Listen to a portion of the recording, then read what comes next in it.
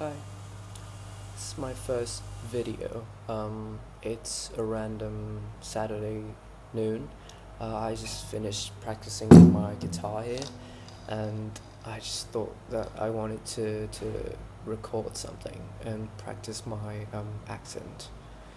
So lately, I've been thinking a lot about how people in their 20s are facing somewhat of an existential crisis, if I may. But apart from how a person in their 30s face existential crisis, how we as 20-year-olds are having a crisis of our own is that we're constantly being devaluated, or we're constantly devaluating ourselves to a certain degree that we feel less, um, we feel not confident about ourselves uh, in such a way that people are not willing to be themselves anymore. That includes me as well. In past relationships or past careers or past experiences with people, I've often come across as someone with a personality, with my own traits, with my own aura, with my own life. But at certain points in those relationships or those jobs or those experiences with friends and family as well, I found myself lost in in in a mix of behaviors, or a mix of just a general sense of self, where I would be different characters throughout the day or throughout the entire length of the relationship. And it didn't feel good, but to me it feels appropriate because of what I've been shown to be um, ideal, to be suitable for certain situations. Let's say for situation A, you've got to be brave. You've got to be someone that speaks loud. You've got to be someone that is righteous, that is a decision maker. But in certain other situations, let's call it situation B, it requires your softness, your uh, humanity, your ability to listen, to take a step back, to let others win, per se. And I've been turning on and off those characteristics for so long now that I've sort of lost the essence of my true self. If I am the A person, or if I am the B person, or if I am the CDEFGHI person, or should I call them personas? Yeah. So they are personas, they're not personalities. And it's been so long that I haven't been able to be in my own nature, to fall effortlessly into myself again. I think because I try too hard to fit into situations where I don't belong, where I believe that I need to be loved, I need to be perceived well by everyone. And although it's not a bad thing, being generally liked is good. It's beneficial to my life and to my own personal well-being, knowing that people like me and that I am supported by friends or families who don't generally have anything bad to say about me. Um, so that is good to a certain point, but when you're alone with yourself, or when you're in a crisis, or when you're having a problem or an existential crisis, as I mentioned before, it's terrible how you're not able to grab a hold of yourself because you don't even know who you are anymore. Do you know what I mean? So I've had that problem earlier. I think this month I've been struggling in a relationship, and I just couldn't decide if I was worthy or not because I don't know who I am anymore, you know? So this version that I think I am right now is someone who doesn't deserve, who has done something wrong, or who's not a good person, who's not a right person for that situation, for that relationship, for that person. But also, I've had this gut feeling that I'm so much more. I'm fundamentally healthy. I'm good enough as is. And those two personas fight internally day by day. It happens all the time because so far I haven't been able to really lock down on a certain persona. And I think I'll never be able to, you know? Because from what I've experienced, from all of the situations, all of the sceneries, all of the past experiences I've had with people, I've realized that I could be someone here in days, and other days I could be someone here. Being here doesn't mean that you're a goddess or you're a, a good person, but being here is being someone that you yourself respect, and being here is being someone that you would look back and regret.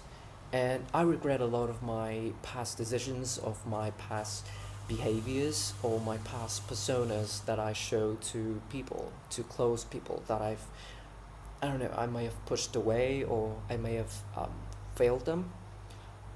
But in retrospect, I also think back of the moments that I'm here, which I'm very proud of, you know, for doing the right thing.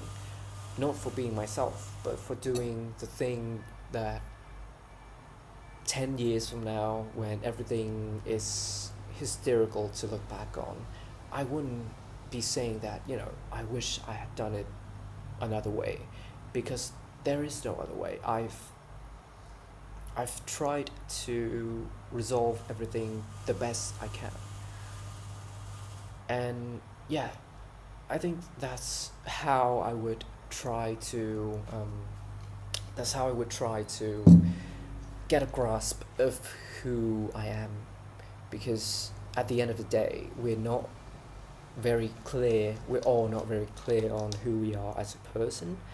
So I would say that we should all review our entire behavior set in a general sense, and decide if the things that you do, or the things that you have been doing in the past and in the present, if they make you proud in retrospect. And from that point, you can decide to pursue this persona that would make you disappointed in the future, or you can take the actions that are good, that are the best outcomes at that time, at that point of time, in that situation. And you can decide that, you know, I am this person that is considerate, I am this person that tries to fix things, I'm this person that is 100% in everything, and decide that, you know, I would keep doing that in the future to make myself in the further future proud. So I think that's essentially how we should view ourselves, as not to clearly label ourselves as selfish, or as arrogant, or as manipulative, or as unworthy of love or unworthy of being liked, or anything that current society is labeling people as. I think there are too many labels, aside from genderistic labels. For personality labels, I think people label others very easily these days.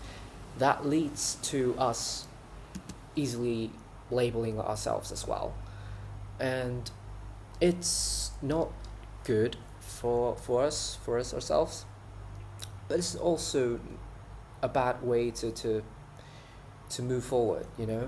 I think for myself, what I'll try to do is I'll try to think of the things that I've done, review them and rate them.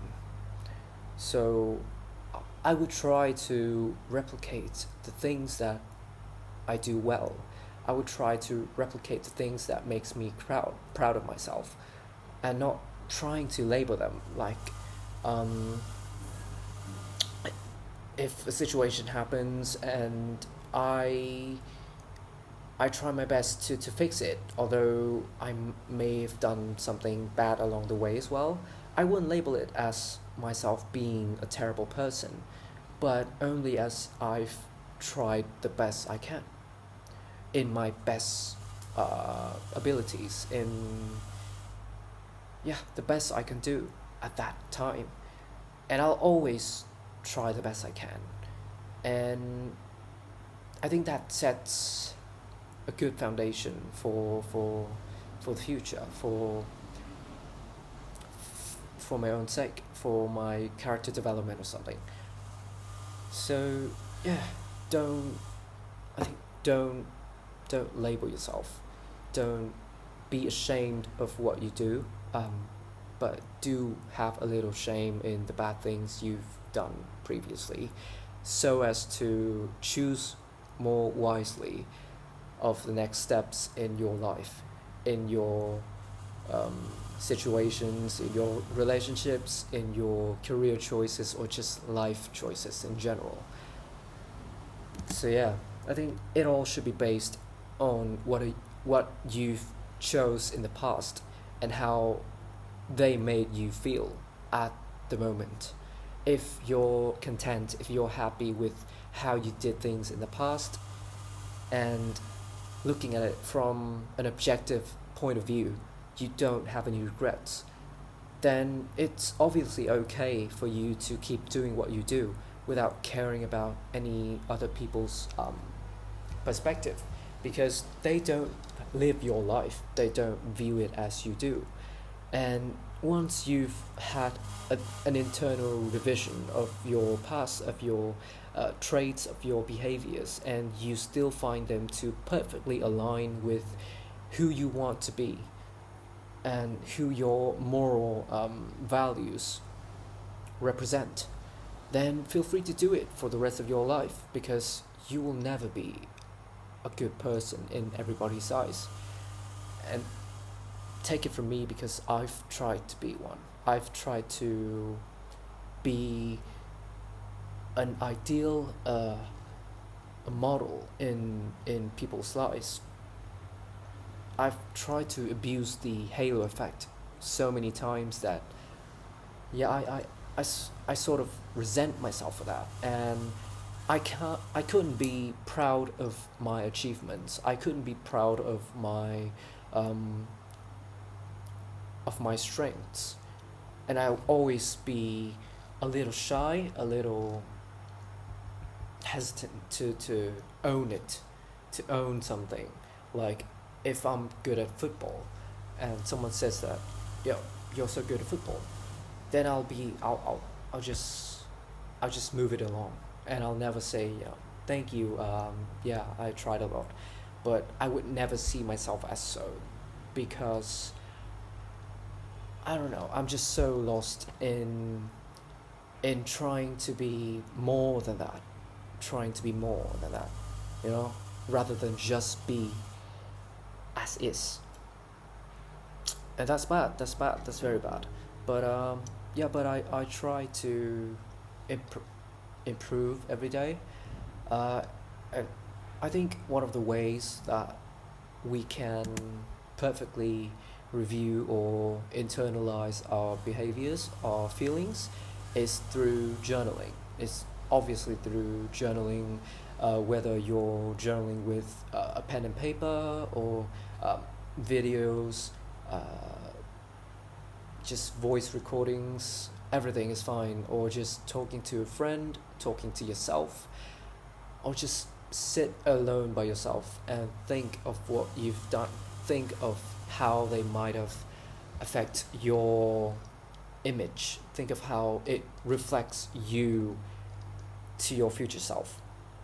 That alone sets a very good foundation for how you internalize or how you second guess every decision you will be making in the future. So, to finalize things, I would say that from my perspective, you do not need to categorize yourself as someone who is A, B, C, or D. I would just say that a person like myself is a collection of experiences, is a collection of choices that reflects a mixture of characteristics that can't be named. And I think it's best to put it that way, since we don't like to be labeled. We like it when it's good, but it also can turn bad very quickly. So I think it's best not to label something, not to label someone. And yeah, just in general, just view how you view how you would think about yourself in the future, to act on it right now. So personally, for me, I would want myself to be more independent in the future. I would want myself to be rid of all external validation sources, of being content as is, with everything that I have right now, with everything that I am right now, to better develop myself. And that's partly why I started recording myself today, because I just wanted to try something new. Um, so yeah, I think that's about it.